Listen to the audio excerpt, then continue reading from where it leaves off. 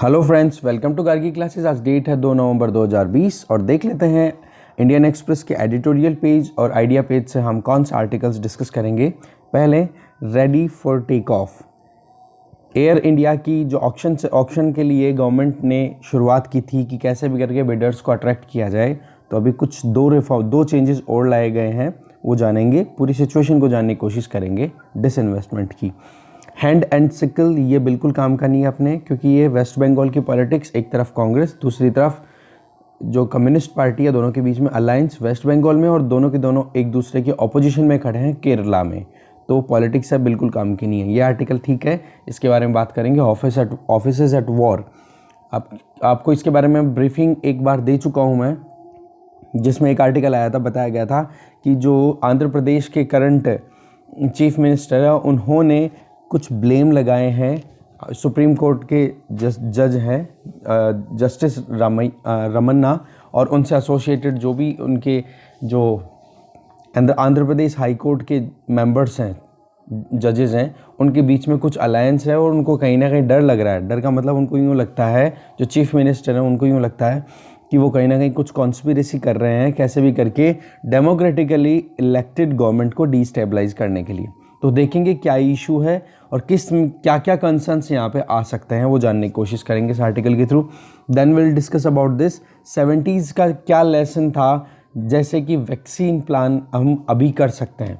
कहने का मतलब ये इकोनॉमिस्ट रहे हुए हैं 70s के टाइम पे, तो इनका एक्सपीरियंस है, और वो देखेंगे कि हम किस तरीके से अभी वैक्सीन आने से पहले प्लान करें, जिससे कि जल्दी से जल्दी इकोनॉमी को प्रॉपर ट्रैक पे लाया जा सके। ये 3 आर्टिकल इस पेज से हो गए। नेक्स्ट पेज पे आप देखोगे ये तीनों आर्टिकल्स जो हैं, इनकी समरी अपने लिए इंपॉर्टेंट है, क्योंकि आर्टिकल्स फुल डिटेल में ज़्यादा इंपॉर्टेंट नहीं है, तो ये इनकी तीनों की समरी लास्ट में मैं बता दूंगा। तो चलिए स्टार्ट करते हैं डिस्कशन। फर्स्ट आर्टिकल है रेडी फॉर टेक ऑफ। अभी अक्टूबर 29 को गवर्नमेंट ऑफ इंडिया ने अनाउंस किया है कि अब नए कुछ चेंजेस लाए गए हैं कि कैसे भी करके एयर इंडिया की सेल की जा सके। इसमें सबसे जो इम्पोर्टेंट सब्सटेंटिव चेंजेस की बात करें तो वो था कि किस तरीके से जो भी बिडर होंगे, जो खरीदेंगे इस एयर इंडिया को, तो उनको डेट भी अपने सिर पे लेना पड़ेगा। मतलब उनको कर्जा भी अपने हाथ लेना पड़ेगा कि हाँ जी, अभी एयर इंडिया पे लगभग 60,000 करोड़ का कर्जा है, तो आप 23,286 करोड़ रुपए का कर्जा आप लो। तो ये अपने आप में बहुत बड़ा अमाउंट था। इस वजह से कहीं ना कहीं बिडर्स को अट्रैक्ट करने में अनसक्सेसफुल हो पा रही थी गवर्नमेंट। तो गवर्नमेंट ने कहीं ना कहीं ये चीज़ दिमाग थोड़ा सा सेट किया कि एक लेवल सेट करना is not a good thing, जबकि बिडर को कहीं ना कहीं फ्लेक्सिबिलिटी दे देंगे कि भाई आप खुद डिसाइड कर लो कि कितने लेवल का डेट, कितना कर्जा आप खुद के ऊपर लेना चाहते हो, उसके हिसाब से फिर हो जाएगा। क्योंकि अभी एयर इंडिया का जो है मार्केट वैसे ही आपको पता है कोविड-19 से पहले ही बहुत गिर चुका था, और रही सही में इस कोविड-19 वाली पेंडेमिक ने और बुरे हाल कर दिए। तो इस पूरे सिनेरियो को हम देखें तो इस केस में कहीं ना कहीं गवर्नमेंट ने थोड़ी बहुत फ्लेक्सिबिलिटी वाला एटीट्यूड जो दिखाया है, दैट इज़ वेरी गुड। दूसरी तरफ ये पहला तो ये हो गया, ठीक है, कि आप अपने हिसाब से डिसाइड कर लो कि कितना डेट आप अपने सिर ले सकते हो। क्योंकि अगर आप पूरी प्रॉपर्टी खरीद रहे हो तो प्रॉपर्टी का कर्जा भी वही आपके सिर ही है। गवर्नमेंट ने तो ये करके कर दिया था, बट अभी प्रॉब्लम क्या आ रही है, कोविड-19 की वजह से एयरलाइन जो पूरा इंडस्ट्री है ये ही वैसे कोलैप्स्ड पड़ा है, तो एयर इंडिया तो ओवर बर्डन के अंडर आ चुका है। समझ गए। दूसरी तरफ सेकंड सब्सटेंटिव चेंज क्या लेकर आए हैं कि जो भी विनिंग बिडर होंगे, ठीक है, उनको एटलीस्ट 15% बिडिंग अमाउंट को कैश के फॉर्म में मतलब डिपॉजिट कराना पड़ेगा गवर्नमेंट के पास में, जिससे कि वो फिर बाद में शेयर ट्रांसफ़र कर सके। तो आप देख सकते हो ये अपने आप में 2 crucial changes government of India ने अनाउंस किए हैं। तो ये अपने आप में आप देख सकते हो कि जो भी बिडर्स हैं, जो अपना एक्सप्रेशन ऑफ इंटरेस्ट है वो रजिस्टर कराना चाहते हैं, तो उधर अट्रैक्शन आएगा, ठीक है। दूसरी तरफ आप देखोगे जो डेडलाइन 30 अक्टूबर थी, अब उसको एक्सटेंड करके 14 दिसंबर कर दी गई है, क्योंकि अब नए चीज़ें आप देख सकते हो कि अभी तक एक भी सिंगल बिडर मतलब इवन सिंगल बिडर अट्रैक्ट नहीं हो पाया था इस पूरे प्रोविज़न के टुवर्ड्स। तो इस केस में क्या कर दिया गवर्नमेंट ने, ये 3 रिलैक्सेशन कर दिया। एक तो डेट एक्सटेंड करना, एक 15% तक कैश डिपॉजिट कराओ आप, जिससे कि आप अपनी खुद की आगे जो बिडिंग प्रोसेस उसको कंटिन्यू कर सको। और फिर उसके अलावा जो पहले 23,000 करोड़ रुपए तक का आपको डेट अपने सिर लेना था अगर आप एयर इंडिया को खरीदते हो, तो उसमें भी रिलैक्सेशन कर दिया कि आप फ्लेक्सिबिलिटी बता दो आप कितना ले सकते हो।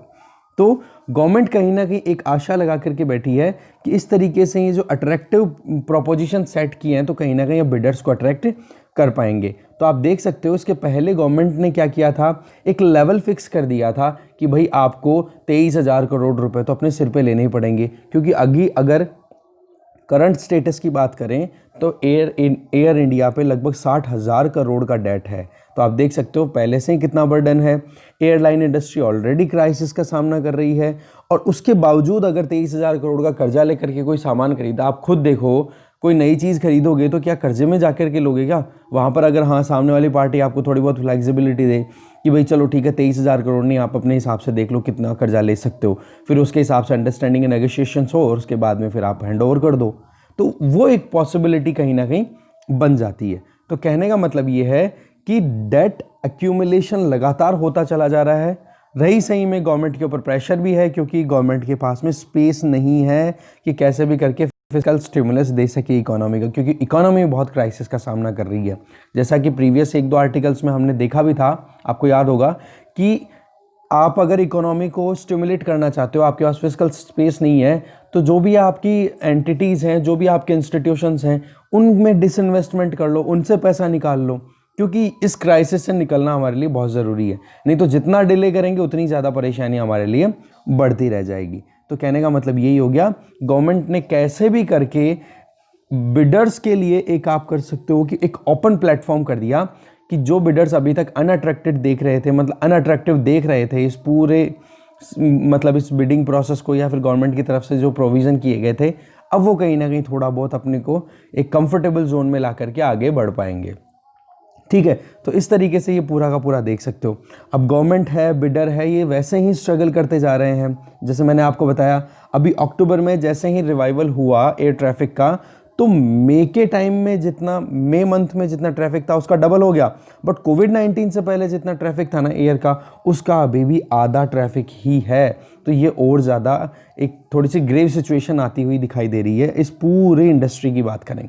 रही सही में हम देखें फाइनेंशियली वायबल कंडीशन की, तो देखो 2021 आते आते भी देखो ये एयरलाइन इंडस्ट्री है, ये स्ट्रगल करती हुई ही दिखाई देगी। रही सही में आप देख सकते हो इन्वेस्टमेंट भी इतना ज़्यादा नहीं आ रहा, तो बायर्स के पास में भी इतना ज़्यादा अट्रैक्शन का सेगमेंट नहीं बनता। देखो जी, प्राइवेट सेक्टर तो तभी इंटरेस्टेड होता है जब बेनिफिट या प्रॉफिट बनाने का उनके पास में स्कोप दिखाई दे कहीं पर भी।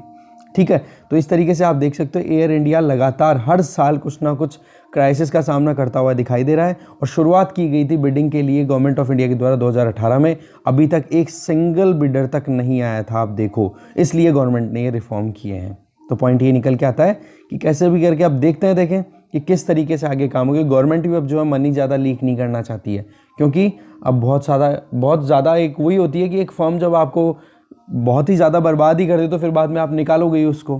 ठीक है, नेक्स्ट देखते हैं। नेक्स्ट आर्टिकल है offices at war, Upendra Bakshi ji के द्वारा लिखा हुआ ये आर्टिकल है। अच्छा आर्टिकल है, देखते हैं क्या सिचुएशन है। अकाउंटेबिलिटी एंजल्स हैं, वो ये कह रहे हैं, अकाउंटेबिलिटी एंजल्स का मतलब कौन हो गए? अकाउंटेबिलिटी किसकी इंश्योर करते हो जी आप डेमोक्रेसी के अंदर? गवर्नमेंट की, इलेक्टेड गवर्नमेंट की। ठीक है, तो वो कह रहे हैं कि ट्रुथ जो है वो आनी चाहिए पब्लिक डोमेन में। सीक्रेसी के जो फॉक्स हैं, जो अभी तक जिनके बेसिस पे सीक्रेसी का नाम ले लेकर के जो चीज़ें, जो इन्फॉर्मेशन पब्लिक डोमेन में आनी चाहिए वो अभी तक नहीं आती है, तो उस परिस्थिति में आप देखोगे तो डेमोक्रेसी में ट्रांसपेरेंसी की जो एक बात की जाती है वो कहीं ना कहीं हारती हुई या फेल होती हुई दिखाई देती है। तो आंध्र प्रदेश के चीफ मिनिस्टर एक तरफ हैं, तो दूसरी तरफ चीफ जस्टिस ऑफ इंडिया है, जिनको आंध्र प्रदेश के चीफ मिनिस्टर ने लेटर लिखा है कि आप कैसे भी करके ये ट्रुथ लेकर के आओ कि अभी क्या एक तरीके से लाइजेंस चल रहा है सुप्रीम कोर्ट के जजेस के बीच में और आंध्र प्रदेश हाई कोर्ट के जजेस के बीच में, जिससे कि डेमोक्रेटिकली इलेक्टेड जो गवर्नमेंट है आंध्र प्रदेश की उसको डिस्टेबलाइज करने की कोशिश की जा रही है। बट बात यहाँ पर जो राइटर हैं वो बिल्कुल क्लियर बोलना चाह रहे हैं कि भाई आप कैसे एक्सपेक्ट कर सकते हो कि इस तरीके से सारी इन्फॉर्मेशन बिल्कुल पब्लिक डोमेन में आएगी, क्योंकि आपने देखा जस्टिस AK पटनायक का जो इशू था, ठीक है, 2019 में, उसमें क्या इन्फॉर्मेशन आपको पब्लिक डोमेन में मिली।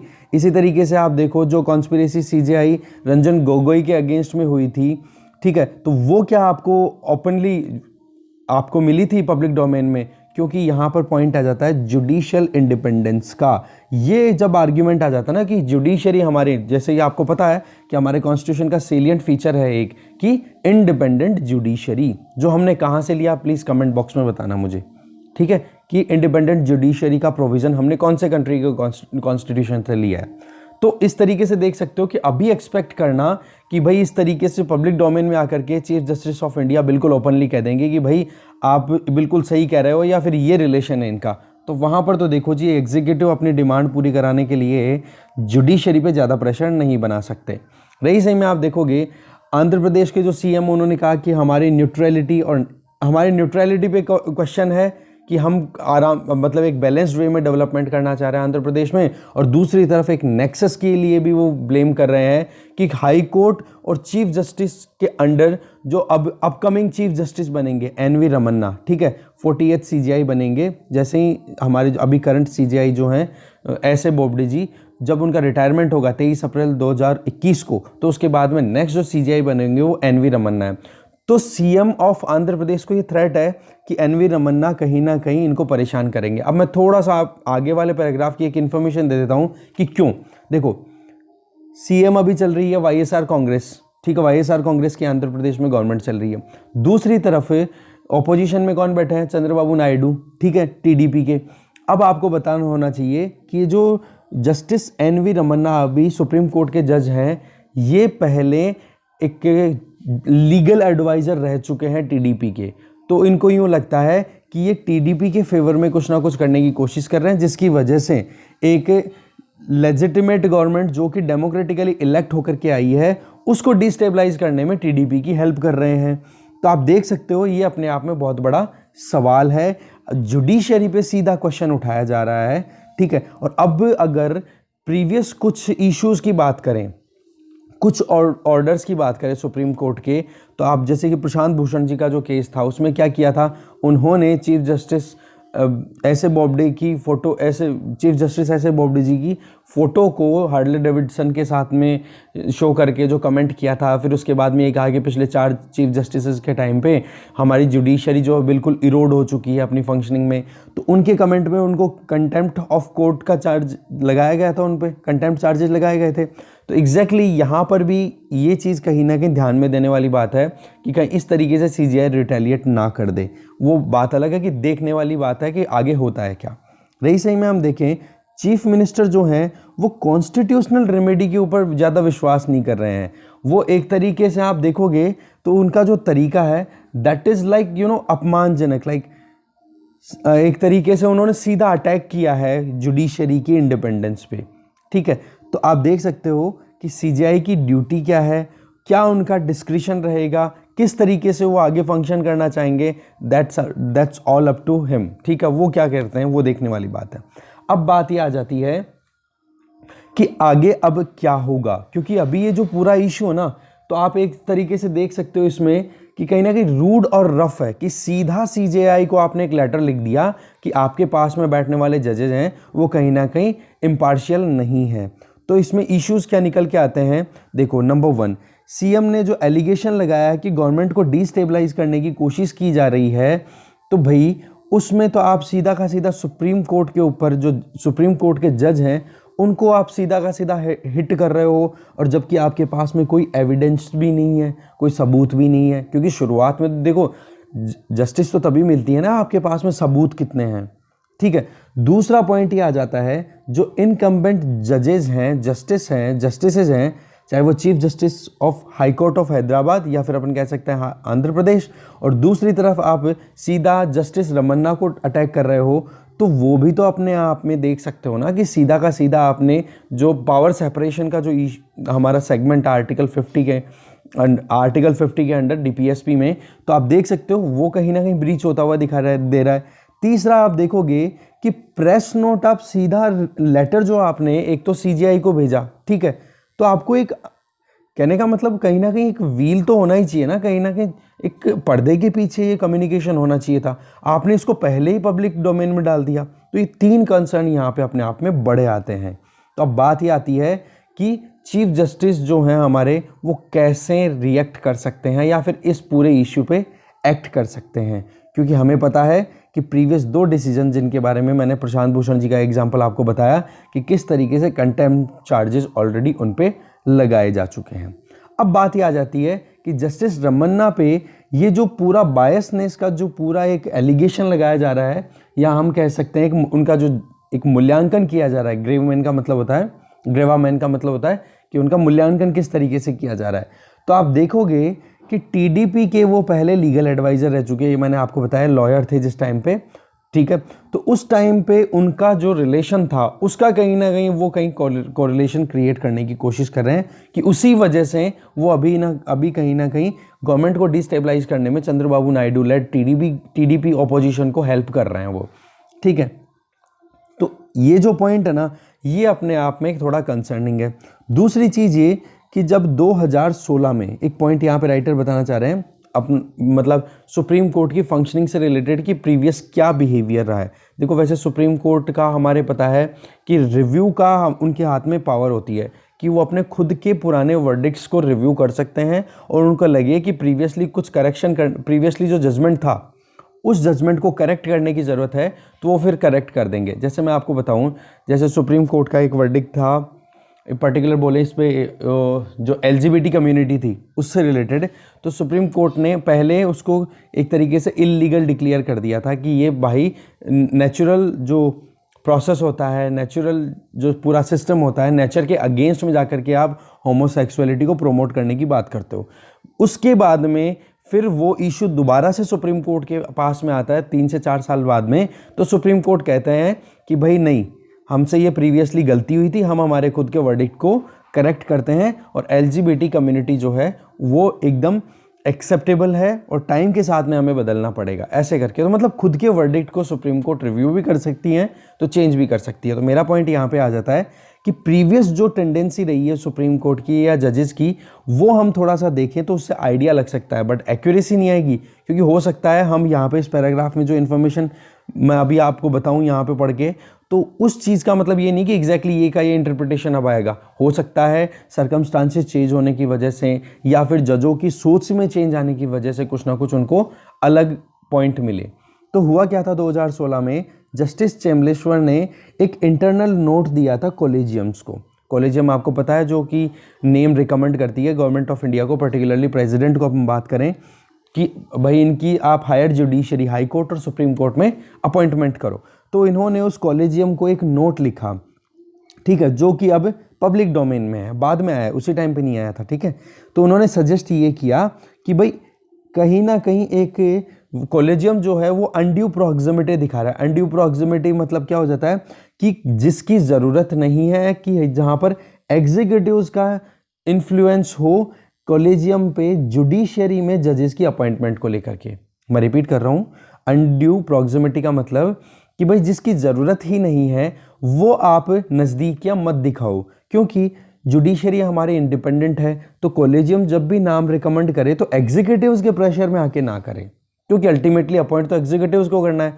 अगर कॉलेजियम एग्जीक्यूटिव के प्रेशर में आ जाएंगे तो उस केस में क्या हो जाएगा, जो सेपरेशन ऑफ पावर की हम बात करते हैं वो कहीं ना कहीं डिफाई हो जाता है, वहाँ पे बिल्कुल नल हो जाता है। तो उस चीज़ को कहीं ना कहीं अपहेल्ड करने के लिए जस्टिस चेम्बलेश्वर ने कॉलेजियम को लिखा कि भाई ये अनड्यू प्रॉक्सिमिटी है ना, इसको हमें ख़त्म करने की ज़रूरत है। बट उस टाइम पे कॉलेजियम और इंटेलिजेंस ब्यूरो ने बिल्कुल क्लियर, जो मतलब जस्टिस चेम्बलेश्वर ने जो क्लेम किया था ना उसके बिल्कुल ऑपोजिट बात बोली कि भाई ऐसा कुछ नहीं है, कोई प्रॉक्सिमिटी नहीं है। तो कहने का मतलब ये है कि अभी देखने वाली बात है कि किस तरीके से इस पूरे इशू के ऊपर एक्शन लिया जाएगा चीफ जस्टिस। क्योंकि हमारे यहाँ पर आपको पता है रोस्टर कौन डिसाइड करता है, हाई कोर्ट में वहाँ के चीफ जस्टिस होते हैं वो, और सुप्रीम कोर्ट में चीफ जस्टिस ऑफ इंडिया, कि भाई कौन से केस को कौन सा जज देखेगा, कितने जजेस की जो पूरी सीट बेंच बनेगी वो, तो वो सारी चीज़ें कहीं ना कहीं वो देखते हैं। तो आप देखोगे तो chief minister of Andhra Pradesh letter में बिल्कुल कहते हैं कि एक गैग ऑर्डर डिक्लेयर करो जिसमें कि इन्वेस्टिगेशन किया जाए, एक तो chief justice of Andhra Pradesh high court और दूसरी तरफ जो सुप्रीम कोर्ट के जज हैं जिनका नाम आपको मैं रिपीटेडली बता ही रहा हूं, जस्टिस रमन्ना। तो ऐसे करके आप देख सकते हो कि इस केस में कहीं ना कहीं वो एक पूरी की पूरे इशू को पॉलिटिसाइज करने की कोशिश कर रहे हैं, राइट। तो पॉइंट यहाँ पे ये रिपीटेडली आ रहा है कि भाई पहले टाडा हुआ करता था टेररिस्ट एक्टिविटीज़ को कंट्रोल करने के लिए, तो उस टाइम पर भी एपेक्स कोर्ट ने एकदम क्लियर एक बात बोली थी कि एक तो इंटेंशन और एक होती है कॉन्सिक्वेंस, इन दोनों में बहुत डिफरेंस होता है।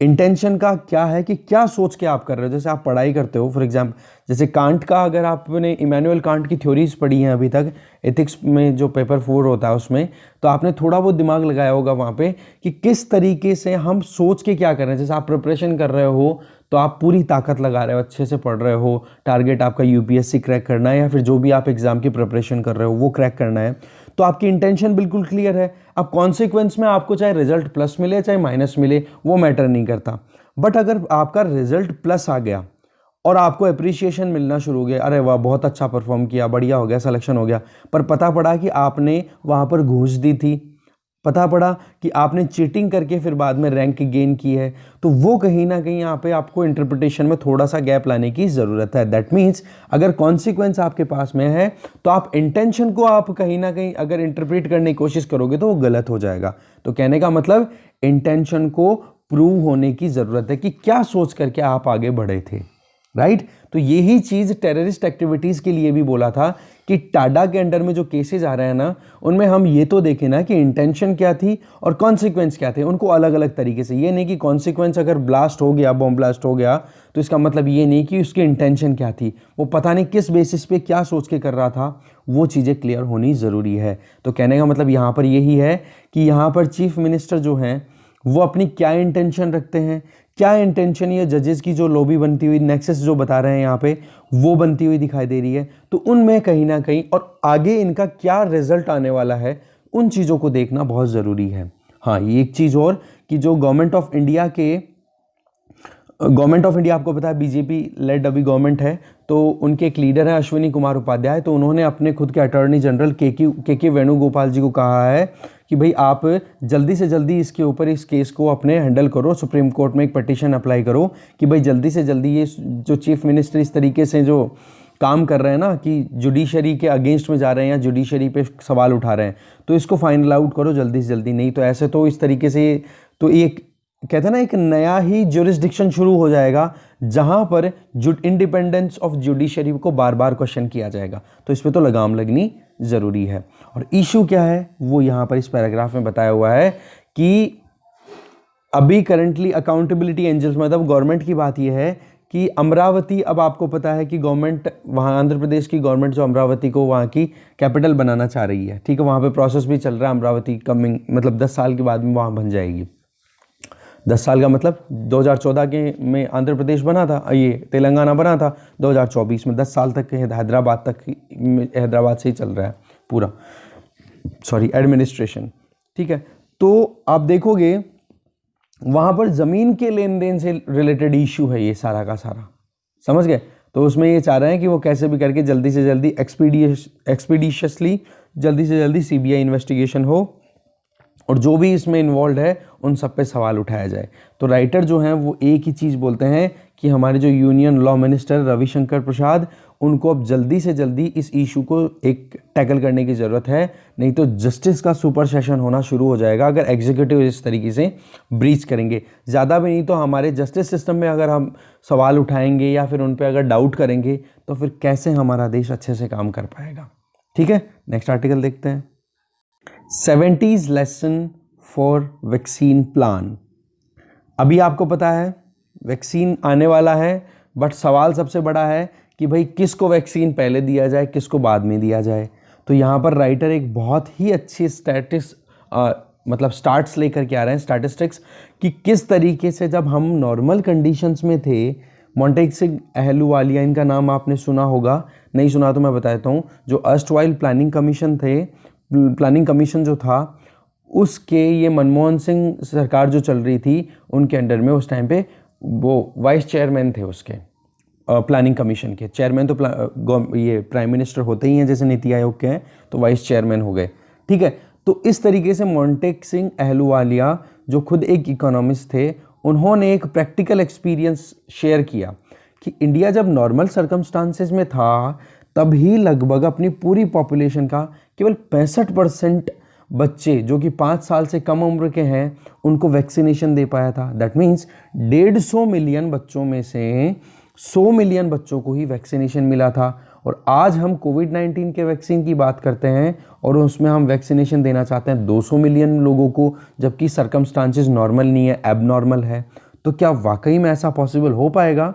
तो ये अपने आप में बहुत बड़ा चैलेंज है। इस चैलेंज के लिए हमें बहुत सोच समझ के आगे बढ़ने की ज़रूरत है। इसके लिए हमें प्लान बनाना पड़ेगा, जैसे एक वॉर के लिए बनाते हैं, युद्ध कैसे लड़ा जाता है उस तरीके से।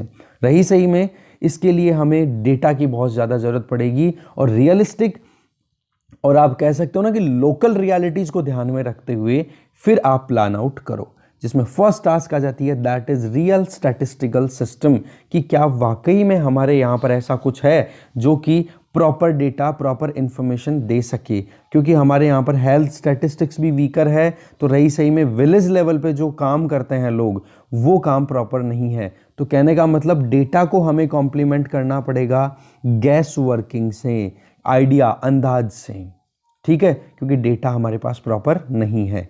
रही सही में हमें सिस्टम को इस तरीके से सपोर्ट करने की ज़रूरत है जिससे कि सिस्टम बाद में परेशानियों का सामना ना करे। रही सही में आप देखोगे थोड़ा सा डिफ़िकल्टी तब भी हम देखेंगे जब हमारा इन्फॉर्मेशन जो गैप है वो लगातार हमें बढ़ता हुआ दिखाई देता है। कि आज आप देखो, मैं बताता हूँ, गांव में ऐसी इन्फॉर्मेशन चल रही है कि भाई ये जो नर्सेज हैं, डॉक्टर्स हैं, ये इसलिए चेकअप कर रहे हैं आजकल क्योंकि इनको एक चेकअप के 2 से 2,500 रुपये पर चेकअप मिलते हैं। ओके, तो उसमें वो टारगेट पूरा करने के लिए कहीं ना कहीं लोगों का बिना कोई सिम्टम्स के भी वो चेकअप कर लेते हैं और रिकॉर्ड बना के भेज देते हैं। तो इससे तो क्या होता है, देखो कि कहीं ना कहीं एक लोगों के मन में डर बैठ जाता है। एक जो वाकई में जो वॉरियर्स हैं, जो हेल्थ केयर वर्कर्स हैं, उनके लिए भी डिस्ट्रस्ट आ जाता है सोसाइटी में। तो वो चीज़ भी कहीं ना कहीं ठीक नहीं रहती। तो कहीं ना कहीं हम देख सकते हैं जो हीरोइज़म निकल के आई है उसको अप्रिशिएट करने की भी ज़रूरत है, क्योंकि अगर उनको हम अप्रिशिएट नहीं करेंगे ना, तो देखो फिर डेटा तो अल्टीमेटली कलेक्ट तो उन्हीं को करना है ना। अब डेटा ही नहीं कलेक्ट करेंगे तो फिर वैक्सीनेशन प्रॉपर कैसे कंडक्ट करा पाओगे आप? समझ गए? अब यहाँ पर राइटर जो हैं वो बहुत ही out of the box solution बता रहे हैं। नंबर 1 कि किसी भी तरीके से हमारा जो सिस्टम है उसको हम सप्लीमेंट करा सकते हैं एनजीओज़ की हेल्प लेकर के, जैसे सेहत हो गया, PHFI हो गया, इनकी हेल्प लेकर के हम आगे बढ़ सकते हैं, क्योंकि इनके पास में इनका जो ग्राउंड लेवल पे जो इनकी पकड़ है ना वो अच्छी है। रही सही में हम देख सकते हैं कि जो सेक्युलर धर्म पे बेस्ड जितने भी गुरुज हैं, जैसे सीधा सीधा नाम बोल रहे हैं, जैसे एक तो पांडुरंग शास्त्री अठावले हो गए, दादा जिनको बोलते हैं, मुरारी बापू हो गए, या फिर कथाकार हो गए। तो इस तरीके से आप वेस्टर्न इंडिया में भी देखोगे और through out India, south India में जाओ, नॉर्थ ईस्ट इंडिया में जाओ, तो वहाँ पर अलग अलग पर्सनैलिटी हैं, रिलीजियस लीडर्स हैं जो कि अपनी सॉलिड रेपुटेशन के बेसिस पे फील्ड वर्क अच्छा करवा सकते हैं। तो क्यों ना उनकी हेल्प ले ली जाए। जैसे कि खालसा है, किस तरीके से काम करता है आपको पता है। वो सारा का सारा सिस्टम हम देख सकते हैं कि हमारे सिस्टम में जो एक्चुअल में गवर्नमेंट के हाथ में जो कुछ है उसको हम वहाँ पे सप्लीमेंट करवा सकते हैं। ये इनका एक्सपीरियंस कब का है? 1970s का, 60s का बता रहे हैं ये, ठीक है। तो बोले ये चीज़ हम यहाँ पे अप्लाई कर सकते हैं। रही सही में पब्लिक सेक्टर के साथ में आप प्राइवेट सेक्टर को भी ज्वाइन कर दो, PPP मॉडल पे भी हम ये चीज़ कर सकते हैं, जिसमें कि जहाँ जहाँ पर भी इंफ्रास्ट्रक्चरल लैक्यूनाज हैं, कमियाँ हैं, उनको ओवरकम किया जा सके। एक रियलिस्टिक प्लान अगर हम बनाएं तो 12 से 18 महीने लग जाएंगे पूरे देश में जो भी वल्नरेबल सेक्शंस हैं उनको वैक्सीनेट करने में, ठीक है। तो राइटर अपना खुद का एक्सपीरियंस बताते हैं कि 1960s और 70s में आपको पता है हमारे हाल क्या हो रहे थे कि हम कहीं ना कहीं फूड सेल्फ रिलायंस के लिए फ़ाइट करने की कोशिश कर रहे थे। तो राइटर ये बोलते हैं कि मैंने भी पर्सपेक्टिव प्लानिंग डिवीज़न को ज्वाइन किया, PPD को, एक एडवाइज़र के तरीके से। तभी जो हमारी प्राइम मिनिस्टर थी उस टाइम पे, इंदिरा गांधी जी, उन्होंने राइटर को बोला कि आप यंग हो तो मैं आपको एक तरीके से चैलेंज देती हूँ या अपॉर्चुनिटी देती हूँ कि आप इस तरीके का प्लान पे वर्कआउट करो जिससे कि मुझे अमेरिका से भीख ना मांगनी पड़े अनाज की। तब जाकर के इन्होंने अपना प्लान आउट करना शुरू किया और काम करना शुरू किया। देखो हमारे वहाँ पर हमारे जो ऑलरेडी चल रहा था ना काम, जिसके बेसिस पे फूड पे हम वर्कआउट कर रहे थे, वो पोलैंड में चलने वाले सिस्टम पे बेस्ड था। अब भाई पोलैंड की जो ग्राउंड रियलिटीज़ है वो हमारे इंडिया में कहाँ एप्लीकेबल हो सकेगी। तब जाके राइटर बोलते हैं कि हम लोगों ने काम करना शुरू किया और ऐसे करके फिर ग्रीन रेवोल्यूशन आता है और मैं खुद एक एग्रीकल्चरल एक्सपर्ट बन के निकलता हूँ। समझ गए। तो आप देखते हो किस तरीके से 1978 आते आते हम फूड सेल्फ सफिशिएंसी की तरफ आगे बढ़ना शुरू कर देते हैं। तो राइटर एक ही चीज़ वही चीज़ रिपीट कर रहे हैं कि भाई हमें भी इसी तरीके से काम करना पड़ेगा। हमारे पास में परिस्थितियां, माना कि अभी तो कोविड-19 है, पर पहले इससे भी बुरी बुरी परिस्थितियों का सामना इंडिया ने किया है और एक विक्टर की तरह इमर्ज होकर के आया है इंडिया। तो वही चीज़ हमें कोविड-19 के लिए सोच के आगे बढ़ने की ज़रूरत है। मीडिया को भी हेल्प करने की ज़रूरत है, मतलब सभी स्टेक होल्डर्स को आप लो, ठीक है। बाकी आपको नेक्स्ट पेज की पूरी समरी बताता हूँ। डिलेमा ऑफ डेवलपमेंट, इसमें आप देखोगे एक तरफ तो हम डेवलपमेंट चाह रहे हैं, दूसरी तरफ हम क्लाइमेट चेंज को भी रोकना चाह रहे हैं। तो राइटर हैं वो अपने खुद के एक्सपीरियंसेस शेयर कर रहे हैं कि मैं उत्तराखंड में रहता हूँ, उत्तराखंड में मेरा खुद का एक अपार्टमेंट है जो कि वहाँ पर एक वाइल्ड लाइफ सेंचुरी है जिसका नाम है बिनसर, ठीक है। अब वहाँ से वो अपनी खुद के एक्सपीरियंस बोलते हैं कि वहाँ पर इलेक्ट्रिसिटी आ गई, सारी चीज़ मतलब डेवलपमेंटल एक्टिविटीज़ सारी हो गई। बट अगर कोई उत्तराखंड के कुमाऊं रीजन को घूमे रेगुलर बेसिस पे तो वो क्या नोटिस करेगा कि ग्लोबल वार्मिंग से वहाँ पर आप देखोगे कि हाईएस्ट पीक जैसे कि नंदा देवी, उत्तराखंड की हाईएस्ट पीक है नंदा देवी, इसी के अलावा त्रिशूल हो गई या पंचचूली हो गई, वहाँ पर आप देखोगे तो अब वो आपको रॉक्स दिखाई देती हैं। कहने का मतलब बर्फ़ बहुत ज़बरदस्त तरीके से पिघल चुकी है। इवन पिंडारी ग्लेशियर है वो भी अब धीरे धीरे कहीं ना कहीं आपको रिसीड करता हुआ दिखाई दे रहा है, कम हो रहा है और उसका कलर जो है वो भी ब्राउन हो गया। तो आप देख सकते हो पॉल्यूशन कितना ज़्यादा है, ग्लोबल वार्मिंग कितनी ज़्यादा है। वो बात ठीक है कि अब विंटर्स आ रही हैं तो वापस से स्नोफॉल होगा तो वाइट दिखना शुरू हो जाए, बट रियलिटी उस पिक्चर की अगर आप देखो रेगुलर बेसिस पे अगर आप आते जाते रहो तो वहाँ पर ये सिंबल साइन एग्जैक्टली ऐसे कैसे दिखाई देता है। ग्रीन हाउस गैसेस का एमिशन लगातार बढ़ता चला जा रहा है और हम देख सकते हैं नेक्स्ट जनरेशन आते आते कितना प्लेनेट को हम डैमेज कर जाएंगे, जो कि जिसकी कोई रेमेडी भी अवेलेबल नहीं होगी। तो ये चीज़ आप देखो, जिस तरीके से चाइना ने पहले खुद को डेवलप किया अब क्लीनिंग की तरफ जा रहा है, तो इंडिया इस चीज़ को अफोर्ड नहीं कर सकता कि पहले खुद डेवलपमेंट लाए फिर क्लीन अप करे। समझ गए। कोविड-19 ने आप देख सकते हो किस तरीके से इकोनॉमी को हिला करके रख दिया है। एक विलेज में कोई भी बंदा है जो कि जॉब के लिए शहरों में आता है तो वो भी अब ये कोशिश कर रहा है कि क्यों ना मेरे गांव के आसपास में ही कोई नौकरी मिल जाए। पर सबसे बड़ी प्रॉब्लम क्या है, न तो हमारी एग्रीकल्चर में इतने जॉब्स हैं न हमारी मैन्युफैक्चरिंग में है। सिटी में अगर आते हैं तो सर्विस सेक्टर में है, पर सर्विस सेक्टर आपको पता है बिल्कुल ही ज़्यादा क्राइसिस का सामना कर रहा है। जैसे कि फर्स्ट क्वार्टर का जो डेटा आया था जिसके बेसिस पे क्या बताया गया था कि भाई एग्रीकल्चर अच्छा परफॉर्म कर रहा है, मैन्युफैक्चरिंग में ट्रेंड सही आ रहे हैं, पर सर्विस सेक्टर बिल्कुल कोलैप्स्ड है। तो भाई हमारी इकोनॉमी तो 65% तो डिपेंडेंट ही सर्विस सेक्टर पे है। तो अगर यही नहीं अच्छे से परफॉर्म करेगा तो कैसे इकोनॉमी रिवाइव करेगी। तो कहने का मतलब यही है राइटर का कि भाई लोगों को आप सोशल सिक्योरिटी दो। Social security in the sense कि भाई उनको minimum wages at least livelihood earn करने तक का तो मौका दो, नहीं तो वो गाँव से निकलेंगे, कोविड-19 भी टैकल नहीं कर पाओगे अगर वो सिटीज़ में आ गए एक साथ सारे के सारे, और आ भी रहे हैं, आप खुद देख सकते हो सिटीज़ में अगर आप रहते हो तो। दूसरा आप देखोगे कि जो MSMEs है जो जॉब दे सकती हैं वो कहीं ना कहीं स्ट्रगल करती हुई दिखाई दे रही है। क्यों? क्योंकि उनके पास में लिक्विडिटी की कमी है। तो भाई कॉरिडोर्स में डिबेट्स तो बहुत सारे हो रहे हैं कि कैसे भी करके हमें इस पूरे इशू को कैसे टैकल किया जाए, क्या फिस्कल स्टिमुलस दिया जाए या सेंट्रल गवर्नमेंट किस तरीके से स्टेट्स को हेल्प करे जिससे कि GST शॉर्टफॉल जो पड़ रहा है, जो GST कॉम्पनसेशन जो स्टेट्स को देना है वो पूरा किया जाए। वो बात ठीक है कि आज का न्यूज़पेपर में आपको न्यूज़ मिल गई होगी, फ्रंट पेज में आपने देख लिया होगा कि GST कलेक्शन जो है अक्टूबर का वो 1 लाख करोड़ से भी ज़्यादा हो गया, ठीक है, पिछले 8 महीने में सबसे ज़्यादा। तो इस तरीके से यहाँ पर राइटर एक ही चीज़ बोलते हैं, स्पेस आपके पास में बहुत कम है। एकेडमिशियन जो अगर अपनी बात करें, नॉन एकेडमिक लाइवलीहुड की बात करें तो उन केस में आप देखोगे तो वहाँ पर लोगों को एटलीस्ट सोशल सिक्योरिटी, वही बात रिपीट आ रही है कि एटलीस्ट बेसिक मिनिमम इनकम का अश्योरेंस तो दो जिससे कॉन्फिडेंस आए। रही सही में हम जीडीपी की बात करते रहते हैं, तो जीडीपी को भी हमें कहीं ना कहीं देखोगे तो फिस्कल स्पेस इतना गवर्नमेंट के पास बच नहीं रहा है, तो काम नहीं ज़्यादा, वही बात है गवर्नमेंट के हाथ में भी इतना ज़्यादा स्पेस नहीं है, तो रही सही में आप देखोगे तो लोगों के पास में भी चॉइसेस बहुत कम पड़ रही हैं। तो यहाँ पर कहीं ना कहीं बात यही आ जाती है कि जेएम कीन्स ने एक बात बोली थी, in the long run we are all dead, हम सब मरेंगे, ठीक है, हम सब खत्म हो जाएंगे, लास्ट में एक ऐसा दिन आएगा। बट उससे थोड़ा सा पहले सोचें, अभी करंटली जी तो रहे हैं ना, तो हमें एक तरफ एनवायरनमेंट को भी देखना पड़ेगा और दूसरी तरफ डेवलपमेंट को भी हमें देखने की ज़रूरत है। डेवलपमेंट में बहुत सारे ऑप्शंस ऑलरेडी हमारे पास में है कि कैसे इकोनॉमी को स्टिमुलेट किया जा सकता है।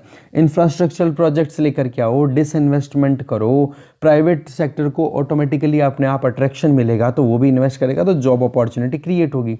तो कहने का मतलब ये है, जब हम सोशो इकोनॉमिक जस्टिस की बात करते हैं तो उस केस में आज के टाइम पे आपको पता है कि सारी इंडिया में हम देखें तो जो डिजिटल टेक्नोलॉजी है ना, उसकी प्रेवलेंस तो बहुत ज़्यादा बढ़ गई, बट फिजिकल इंफ्रास्ट्रक्चर है ना, वो बहुत कम है। मतलब लोगों में अवेयरनेस तो ज़्यादा है, बट एक्चुअल में ग्राउंड रियलिटी पे वो जब वो देखते हैं तो वो चीज़ उनको दिखाई नहीं देती।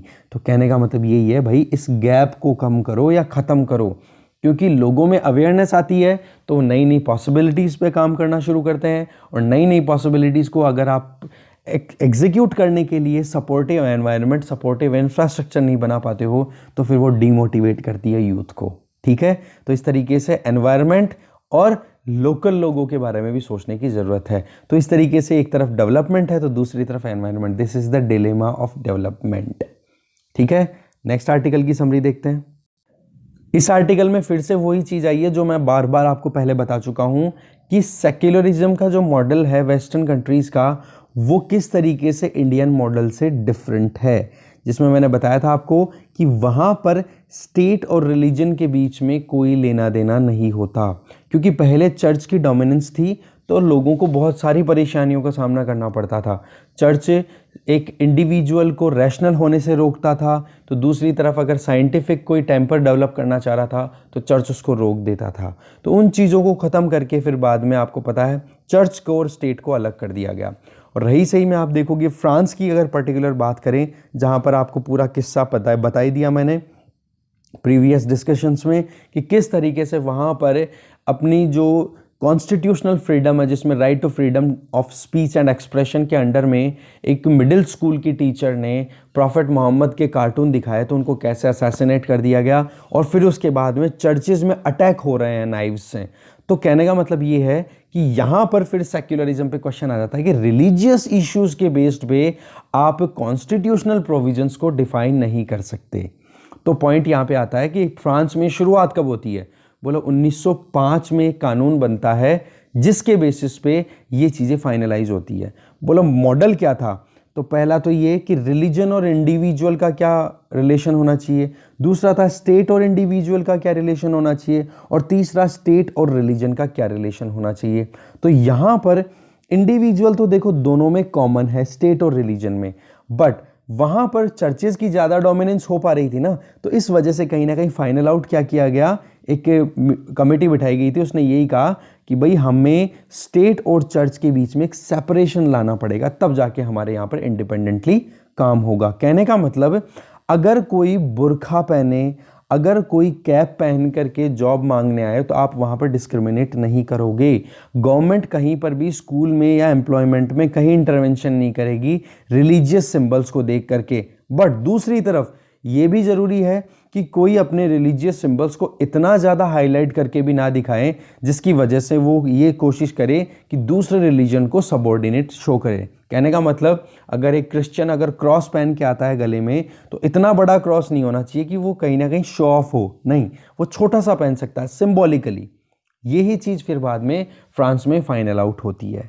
तो यही चीज़ इसमें रिपीटेडली बताई गई है कि फ्रांस में आर्टिकल 1 क्या है। आर्टिकल 1 में तो फ्रांस को सीधा से एक ही चीज़ बोल रहा है कि France is a secular Republic, ठीक है। तो सेक्युलरिटी का आपको ज़रूर पढ़ना चाहिए और पढ़ो, अच्छे से कि किस तरीके से सेक्युलर मॉडल जो है वो इंडिया का और वेस्टर्न कंट्रीज़ का डिफरेंट है। ये आप पढ़ भी चुके होंगे पॉलिटी में, ठीक है। 11वीं की जो एनसीईआरटी बुक है वो हो गई, लक्ष्मीकांत भी आपने पढ़ी होगी, लक्ष्मीकांत में भी आता है ये कॉन्सेप्ट।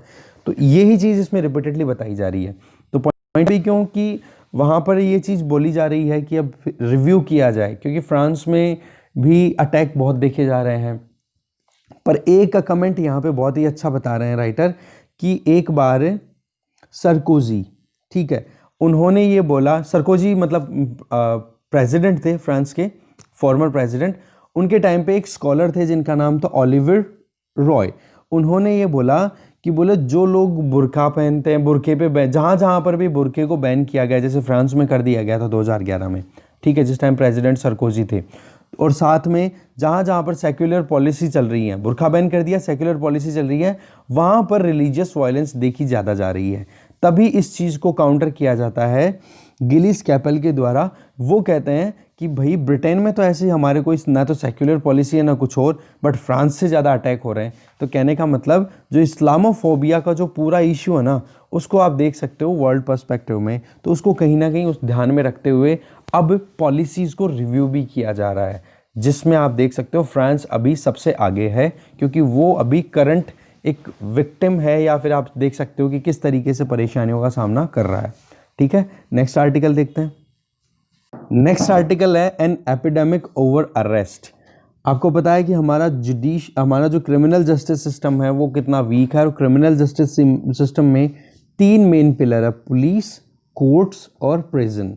और हमारे यहाँ पर सबसे बड़ी प्रॉब्लम क्या रही अभी कोविड-19 के टाइम पे? Over arrest. क्योंकि कोई भी अगर जो गवर्नमेंट ने लॉकडाउन के टाइम पे नॉर्म्स या रेगुलेशन जो डिक्लेयर किए थे, उनको अगर कोई वायलेट करता हुआ दिखाई दे रहा था तो वहाँ पर उनको अरेस्ट करके प्रिजन्स में डाल दिया गया। ठीक है, तो एक तो था ओवर अरेस्ट। वैसे तो प्रिजन वैसे आर्टिफिशियल बनाई गई थी, स्कूल्स के अंदर इनके अंदर रखा गया था, बट आप देखोगे कि अरेस्ट तो बहुत ज़्यादा किया जा रहा था।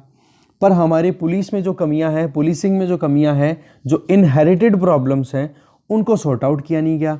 तो आप देख सकते हो पेंडेमिक के टाइम पे हमारा जुडिशियल जो क्रिमिनल जस्टिस सिस्टम जो है वो कहीं ना कहीं बहुत बुरा परफॉर्म करता हुआ दिखाई दिया था।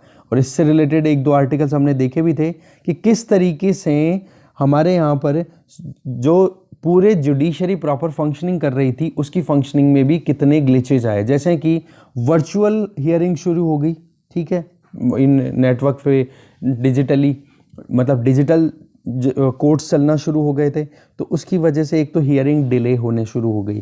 तो जिन लोगों को जल्दी बेल मिलती, जिन लोगों को जल्दी फ्री किया जाता, उन लोगों को टाइम पे अगर सुना ही नहीं जा रहा है, तो कैसे आप देख सकते हो, वही बात justice delayed is justice denied, तो वो वाली बात हो गई थी। तो इस तरीके से आप देखोगे जिन लोगों को जल्दी से रिलीज करना था, बेल जल्दी मिलनी थी, उनको बेल जल्दी नहीं दी गई। और इसकी वजह से फिर ओवर क्राउडेड हमारी जो जेल्स हैं वो हो गई। और आपको पता होना चाहिए कि हमारी जो जेलें हैं वो 100% से भी ज़्यादा ऑक्यूपेंसी रखती है। तो आप देख सकते हो घर में भी 100% से ज़्यादा ऑक्यूपेंसी हो तो कितनी घुटन होती है। और फिर ये कोविड-19 का जो केस था, ये तो बहुत ही बुरा हाल हो गया। और आपको ये भी पता होना चाहिए कि अभी दिल्ली हाई कोर्ट ने बिल्कुल क्लियर के चीफ जस्टिस ने क्या बोला। अब आते हैं कंटेक्स्ट पे कि दिल्ली हाई कोर्ट के जज हैं जिनका नाम है DN पटेल, ठीक है, चीफ जस्टिस है वहाँ के। उन्होंने ये बोला है कि भाई अब ज़्यादा हम इंटरिम बेल नहीं देंगे, कैसे भी करके अब नॉर्मल फंक्शनिंग करनी पड़ेगी हमें। कोविड के चैप्टर को अब प्लीज़ बंद करो, क्योंकि कोविड के नाम पे लोग बेल ले करके फ्री होते चले जा रहे हैं। तो राइटर जो है थोड़ा सा यहाँ पर पूरे सिनेरियो को क्लियर करके बताते हैं कि भाई प्रिजन्स तो हमारी ऑलरेडी ओवर पॉपुलेटेड हैं। वहाँ पर आप देखो कि कितना प्रेशर है उन लोगों को प्रॉपर मतलब रहने के हिसाब से। अगर एक ह्यूमन राइट्स की भी बात करें तो वो भी आपको प्रॉपर आप प्रोवाइड नहीं कर पा रहे हो। तो किस तरीके से हम कह सकते हैं कि हमारा जस्टिस सिस्टम जो है वो रिफॉर्मिस्ट है, वो तो कॉर्सिव हो गया एक तरीके से। तो राइटर यहाँ पे बोलते हैं कि इतना क्राइसिस आया है जिसमें उत्तर प्रदेश जैसे स्टेट में लगभग आप देखोगे जो कि पूरे कंट्री का लगभग 21.1% प्रिजन पॉपुलेशन को होल्ड करता है। देखो आप यूपी अगर 100 केस पूरे देश में है ना, 100 जनों को अगर डिफरेंट केसेस के अंडर में जेलों में रखा जा रहा है, तो उनमें से 21.1 लोग तो है यूपी में है। आप देखो, तो यूपी ने ओवर पॉपुलेटेड प्रिजन्स को थोड़ा फ्री करने के लिए कोविड-19 के टाइम पे लगभग 9,000 इनमेट्स, 9,000 जेल के कैदियों को छोड़ा। ऐसे ही आप देखोगे तो एमपी ने भी लगभग 7500 इनमेट्स को रिलीज़ किया। तो आप देखो इस तरीके से कि हमारे यहाँ पर क्रिमिनल जस्टिस सिस्टम एकदम क्लियर लाइन नहीं है। रही सही में अगर जितने केसेस अटके हुए हैं, जितने लोग जुडिशियल कस्टडी में फंसे हुए हैं, उनको अगर टाइम पे अगर फ्री नहीं किया गया तो ये बर्डन तो लगातार बना रहेगा और कोविड-19 के टाइम पे क्राइसिस तो भाई और ज़बरदस्त बढ़ गया। तो कहने का मतलब यही है कि प्रायोरिटी बेस्ड हमें डीक्रिमिनलाइजेशन पे ध्यान देने की ज़रूरत है कि जिन लोगों को केवल शक के दायरे में ला करके ही रखा गया है, वही बात इंटेंशन और फिर उसके बाद में कॉन्सिक्वेंस, दोनों को अलग अलग इंटरप्रीट करो और उसको अकॉर्डिंगली ट्रीट करो, जैसा कि सुप्रीम कोर्ट ने टाडा के केसेस के लिए बोला था। ठीक है, तो इस तरीके से यही चीज़ें रिपीटेडली बताई जा रही है कि मतलब किस तरीके से हमारी जुडिशरी, हमारा जो क्रिमिनल जस्टिस सिस्टम है वो कहीं ना कहीं वीक परफॉर्म कर रहा है। तो डीकंजेशन करने की ज़रूरत है और इसके लिए कहीं ना कहीं ज़्यादा से ज़्यादा काम करने की हाँ, सुप्रीम कोर्ट ने भी ये बोला है, बट वही बात है, कौन काम कर रहा है? कोई नहीं, बस वो चल रहा है वैसे ही वैसे, उसी ट्रैक पे हमारा क्रिमिनल जस्टिस सिस्टम लगातार चलता जा रहा है। ठीक है, तो इन चीज़ों पर ध्यान देने की हमें ज़रूरत है। ओके, तो डिस्कशन यहीं ख़त्म होता है। अच्छा, एक चीज़ कुछ बोलते हैं कि भाई सर ये आर्टिकल कौन से, उससे एक कमेंट देखा था मैंने, तो उन्होंने बोला कि सर ये आर्टिकल कौन से सिलेबस के टॉपिक से कनेक्ट करता है। देखो, सिलेबस को आप आराम से पढ़ो रेगुलर बेसिस पे, ठीक है, उनमें देखो कि कहाँ पर, क्योंकि आर्टिकल मल्टी डायमेंशनल होते हैं भाई। ठीक है, अब आपको पता और थोड़ा बहुत देखोगे, जैसे क्रिमिनल जस्टिस सिस्टम की बात कर रहा हूँ तो पेपर 2 है सीधा का सीधा, इसमें डाउट ही नहीं है। और बात की सेक्युलरिज्म वाले की, तो पेपर 1 सोसाइटी वाले में भी जा सकता है वो, और पेपर 2 जहाँ पे हम सेक्युलर वैल्यूज़ की बात करते हैं, जैसे कि प्रीएम्बल की बात करें।